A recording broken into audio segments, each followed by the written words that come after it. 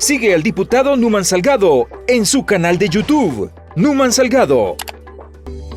Y dale clic a la campanita. Hemos dicho desde el inicio, el gobierno ha tenido siempre las herramientas legales necesarias para perseguir el crimen, para ir contra las pandillas, que sabemos que es un tema que ha golpeado a nuestra población y que el tema de la inseguridad ha estado ahí. Sin embargo, a casi 3 años de su gestión, creo que el pedir de manera reiterada una medida que tiene carácter excepcional es un claro reflejo de la ausencia de un verdadero plan, que aquello que denominaban y anunciaban con todo bombo y platillo como plan de seguridad, el plan control territorial, nunca existió y ahora cada vez con más fuerza, a través de investigaciones periodísticas, pues se conoce lo que estaba detrás de aquel aparente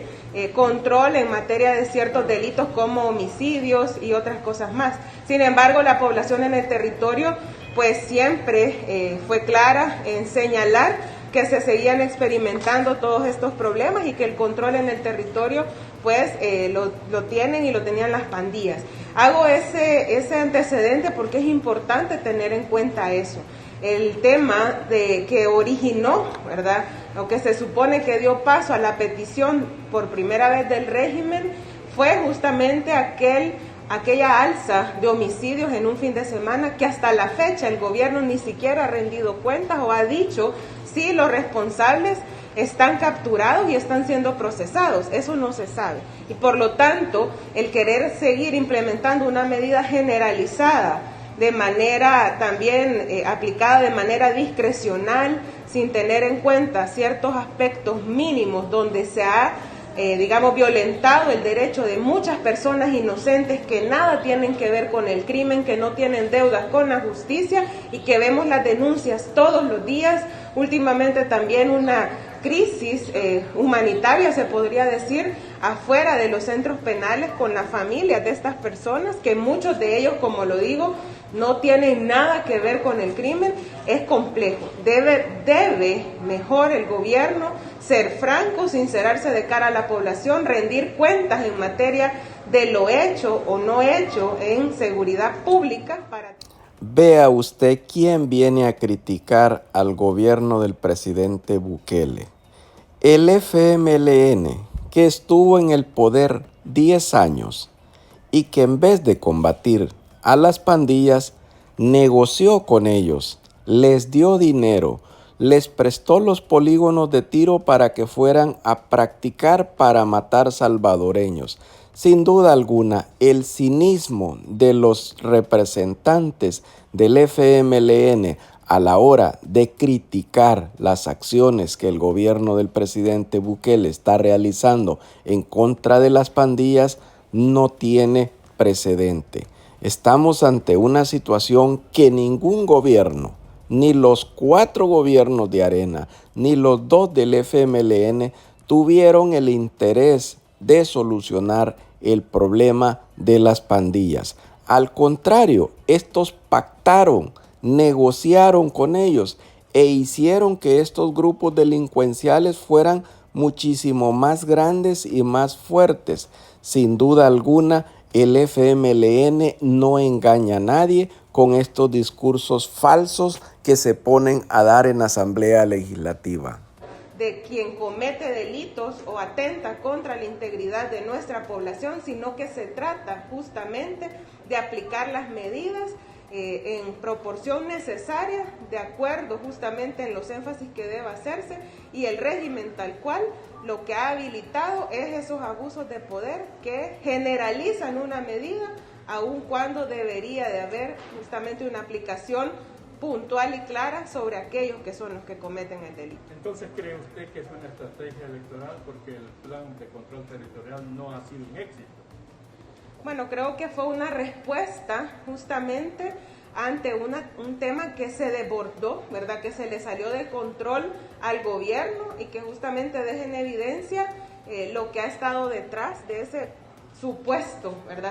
control de los territorios, que aunque decían que había menos homicidios, todos sabíamos por las denuncias públicas, por ejemplo, que las desapariciones seguían en un incremento. Y tratar de manejar la percepción de la gente en un tema como este no extraña, pues sabemos cómo actúa este gobierno en materia comunicacional y cómo también esta medida se utiliza para otros fines también, porque es la suspensión de derechos, de garantías, que es lo que la población debe tener también claro, que está detrás, digamos, de la aprobación de medidas excepcionales como el régimen. Constitucionalmente se habilita por un margen de 30 días con la posibilidad de prorrogarse, pero no para vivir eternamente bajo un esquema como este que ellos quieren imponer, que además también les ha servido de excusa para otros temas como habilitar compras públicas sin control, asignación de más recursos, sin rendir cuentas exactamente tampoco de cuánto se ha utilizado hasta la fecha de los millones que se asignaron en materia de seguridad pública, no solo en el presupuesto 2022, sino que todo el marco del supuesto Plan Control Territorial, cuyo costo ascendía a más de 500 millones de dólares, de los cuales muchos provienen de endeudamiento también. Entonces es un tema sumamente complejo que no vemos que se aborde con la seriedad del caso, porque también hay raíces estructurales que este gobierno, en lugar de atenderlas, las está profundizando y que no, no atiende, sino que también cae en la estigmatización de la población y principalmente de las juventudes, cuando estos son los que habitan en zonas de riesgo y no tienen nada que ver con pandillas o grupos criminales. En ese contexto de régimen, si ya solicitaron en una plenaria la aprobación con dispensa de trámite de un refuerzo de 14 millones para la Fiscalía, de los cuales 10 millones son para el Centro de Intervención de las Telecomunicaciones. ¿Cuál es su opinión sobre ese refuerzo, tomando en cuenta que solo este refuerzo quintuplica lo que se le había asignado al centro para todo 2022? Bueno, yo creo que es importante también decir que claramente sabemos a qué está dirigido esta solicitud que ahora ha hecho la Fiscalía, la Asamblea Legislativa. En este caso, están hablando de reforzar el tema de las escuchas telefónicas. ¿Por qué? Bueno, primero hay que decir que la Fiscalía todavía no cumple con el mandato de ley que a esta Asamblea Legislativa de presentar un informe, que debió de presentarlo en enero, de todo el proceso de las escuchas telefónicas. Ni vino el fiscal ni envió el informe, pero sí envían una solicitud ahora de más asignación de fondos para este tema, sobre todo cuando ha sido un tema poco transparentado, es decir, no se conocen, detalles que no pueden ser tan públicos, pero tampoco se tiene siquiera la información general de todo este proceso. Además, es importante decir, sobre todo en un tema que ha sido altamente cuestionado, porque habilita y generaliza el tema de las escuchas telefónicas y que ha sido utilizado el tema de los fondos públicos para plataformas digitales,